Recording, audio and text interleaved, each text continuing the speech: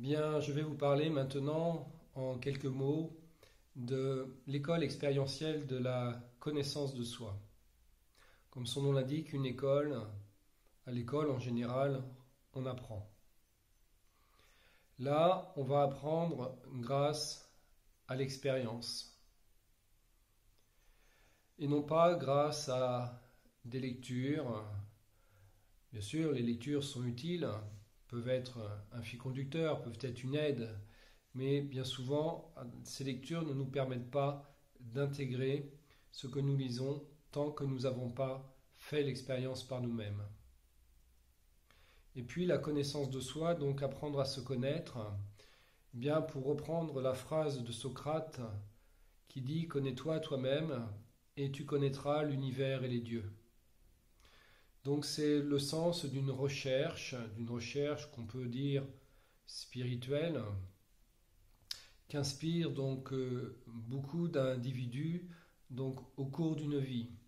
Et en général, un individu inspire à cette recherche de sens, à découvrir qui il est, parce que souvent un facteur déclenchant est un mal-être profond intérieur, une souffrance, une petite voix intérieure qui dit mais qu'est-ce que je fais là? Qui suis-je? Voilà, tout un questionnement qui est là et qui demeure sans réponse. Donc, apprendre à se connaître. Pourquoi apprendre à se connaître? Parce qu'en fait, depuis que nous sommes nés, nous ne sommes pas nous-mêmes. Nous sommes le fruit de conditionnements, de multiples conditionnements, de toutes les personnes qui ont participé à notre éducation. Et ainsi, on a gentiment appris à penser à partir des pensées des autres.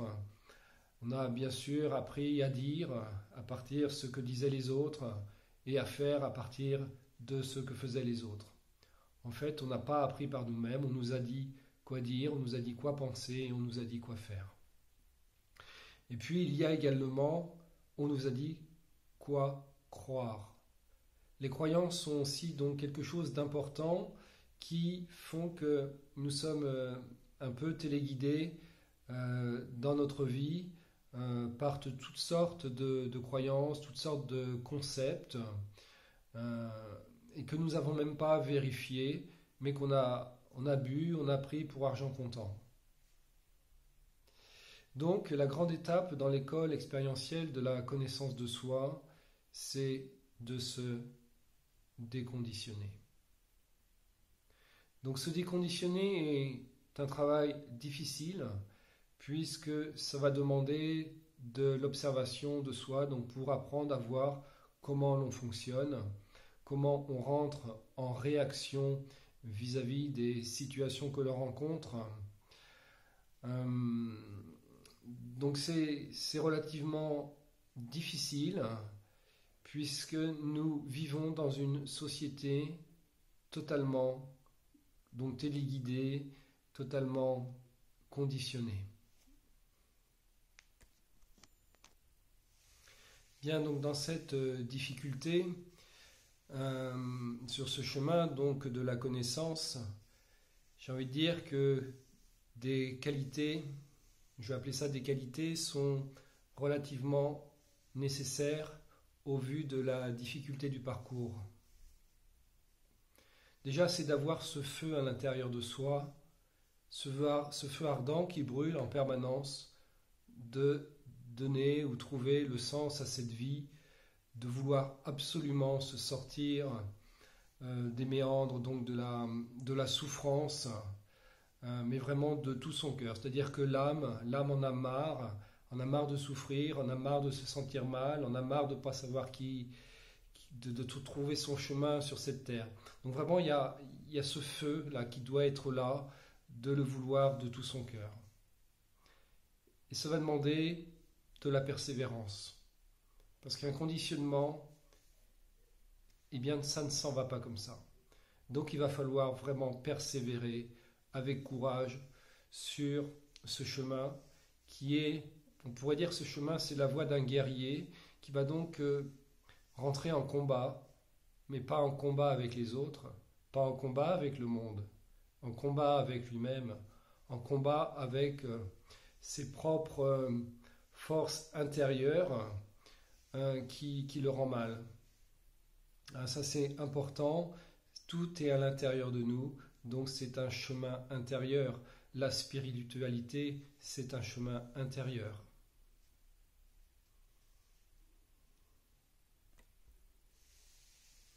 Donc ce chemin va également demander au-delà de la persévérance, donc de la constance, j'ai envie de dire, dans ces pratiques. S'il y a quelques pratiques qui sont mises en place durant ce chemin, eh bien, de la constance dans ces pratiques. Et puis, surtout, de la patience. Je dis surtout puisque c'est quelque chose dans mon parcours personnel, effectivement, la patience a été quelque chose de très difficile pour moi, mais c'est très important également d'être patient et d'être doux également avec soi-même lorsqu'on chute par exemple, donc d'apprendre à se relever et de continuer d'avancer sur ce chemin. Et une autre qualité, je pense, qui est relativement indispensable, c'est également l'humilité. Voilà, l'humilité, quand on est guidé par quelqu'un, par exemple, qui a fait un parcours, ce parcours, qui a appris à se connaître, qui a découvert sa véritable nature, donc quelqu'un qui va voir au-delà de ce que nous pouvons voir nous-mêmes, eh bien, c'est d'accueillir avec humilité ce qu'il pourra dire lorsque, par exemple, il pourra appuyer sur un de nos boutons, une partie sensible, là où ça fait mal, et là où nous aurons envie de fuir. Mais en fait, effectivement, qui a envie de fuir? Tout simplement celui qui, inconsciemment, a envie de continuer à fonctionner comme il fonctionne depuis toujours. Donc c'est un chemin de profonde transformation.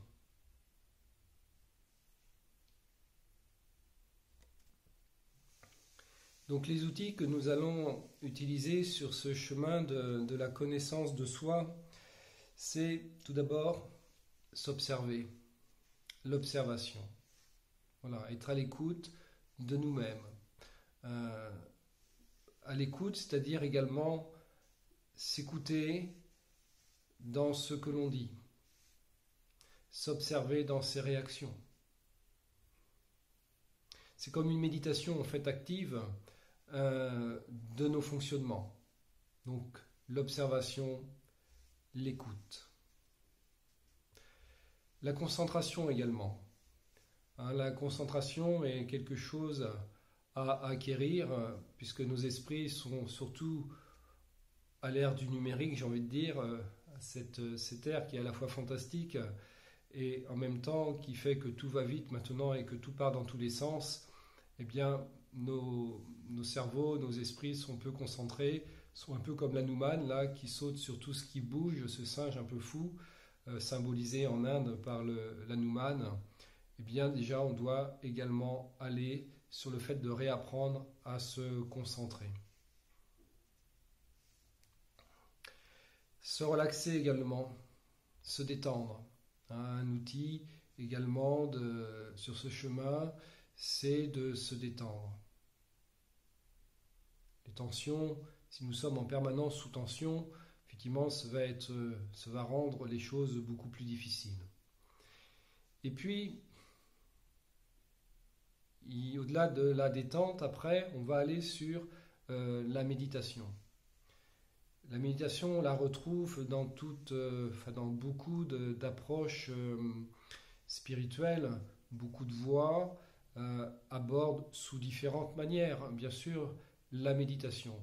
Mais c'est un point très important car c'est pas dans l'agitation, ce n'est pas dans le vacarme, ce n'est pas dans le bruit que nous allons accéder à notre véritable nature. Notre nature est silencieuse, immobile, Et donc pour la contacter, ça va passer par la concentration et donc la méditation.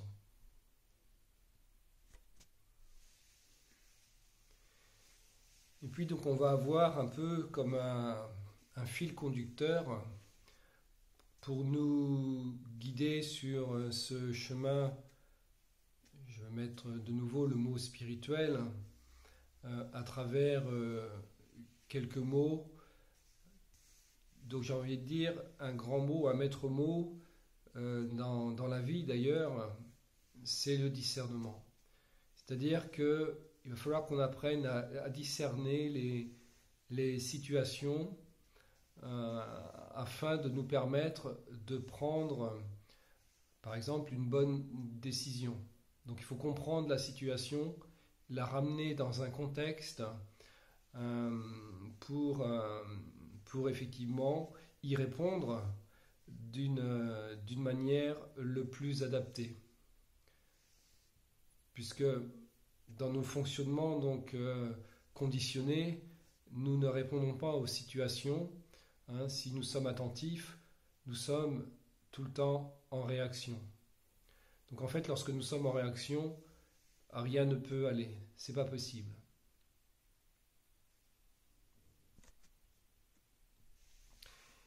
Et puis donc, on va quelque part utiliser nos semblables comme un miroir. Puisque dans les interactions, quand quelque chose nous dérange, quand quelqu'un dit quelque chose qui nous dérange, ou fait quelque chose qui nous dérange, c'est que finalement ça vient réveiller en nous quelque chose qui n'est pas résolu. Donc on va vraiment utiliser l'autre pour apprendre à se connaître, pour apprendre à se regarder, pour voir ce qui en nous a encore besoin d'être mis à la lumière. Donc j'ai donné quelques pistes d'orientation sur la manière de fonctionner à l'école expérientielle de la connaissance de soi. En fait, c'est une autre l'approche dans laquelle on va rentrer, dans la dynamique de vie dans laquelle on va rentrer, c'est entre autres de vivre, d'apprendre à vivre avec la réalité du moment, de vivre effectivement dans l'instant présent, mais dans cet instant présent de ce qui est. C'est-à-dire que on va, au fur et à mesure, laisser de côté ce qu'on peut appeler nos certitudes, ce qu'on peut appeler nos conclusions également, vis-à-vis de telle ou telle situation. Être dans le moment présent, être avec ce qui est, c'est tout simplement être avec les faits de la situation que nous vivons. Et non pas être dans l'interprétation de la situation de laquelle nous vivons, ou être avec ce que nous pensons de la situation, c'est-à-dire ce qu'elle devrait être au lieu de ce qu'elle est. Donc ça change tout notre regard sur le monde que d'apprendre à vivre, voilà, comme on dit, avec ce qui est, ici et maintenant, et non plus de vivre avec ce qu'on en pense ou ce qu'on aimerait qu'il soit.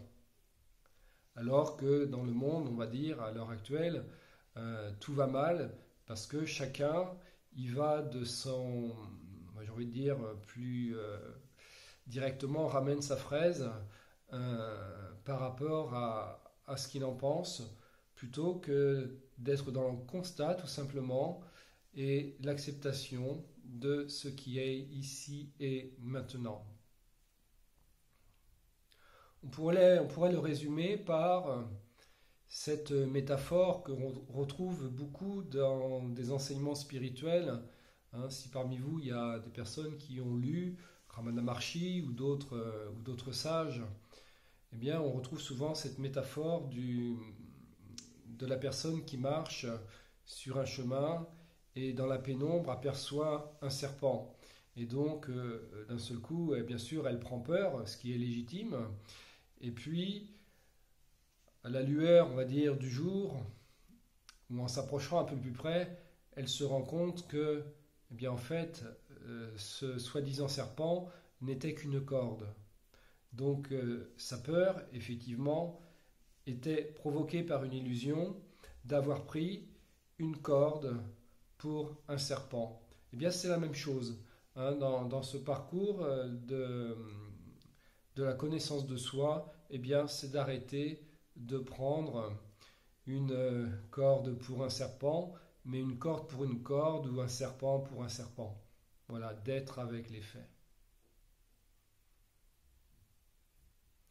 Donc j'ai un peu insisté au début sur la difficulté de ce chemin, mais ce chemin vraiment de connaissance en vaut vraiment la chandelle de le parcourir, même s'il est difficile, puisqu'il va amener progressivement à, à la paix, voilà, à la paix intérieure, à une paix qui va être progressivement assez durable et constante. Ce ne sera pas une paix induite par des éléments extérieurs, ce ne sera pas une paix qui sera conditionnée parce que il faudra faire par exemple, on s'assoit en méditation tous les jours pour pouvoir maintenir cette paix intérieure. Non, ce sera une voie de conséquence naturelle d'être en paix. Et puis, quand on se déconditionne, qu'on devient qui nous sommes tout simplement, eh bien là s'ouvre, j'ai envie de dire, le chemin de la liberté, hein, d'une forme de liberté. Alors on pourrait discuter longtemps hein, sur qu'est-ce que la liberté. D'ailleurs, c'est aussi ce qui se passe sur ce chemin de la connaissance de soi, c'est de revisiter tous ces mots si importants que l'on rencontre sur nos chemins, hein, que ce soit la liberté, la paix, l'amour, être ici et maintenant, lâcher prise, qu'est-ce que c'est qu'une émotion, enfin voilà, d'aller profondément revisiter tous ces mots que nous utilisons pour voir si réellement nous les utilisons donc correctement et si nous utilisons vraiment le sens profond qu'ils veulent dire. Donc nous découvrirons aussi sur ce chemin que nous vivons sur plusieurs plans.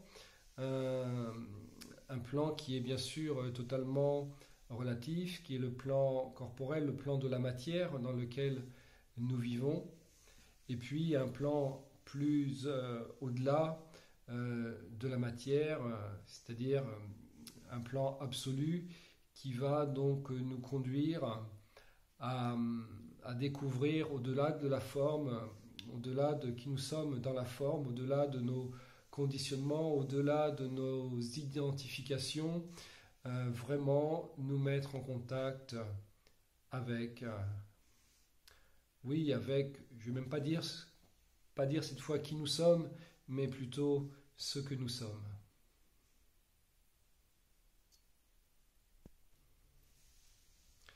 Bien, donc si l'aventure, je dirais si l'aventure intérieure vous tente, eh bien n'hésitez pas à, à prendre contact, n'hésitez pas à rejoindre l'école, à venir nous rejoindre, ne serait-ce que pour méditer ensemble tous les jeudis, hein, toutes les semaines à 19 heures.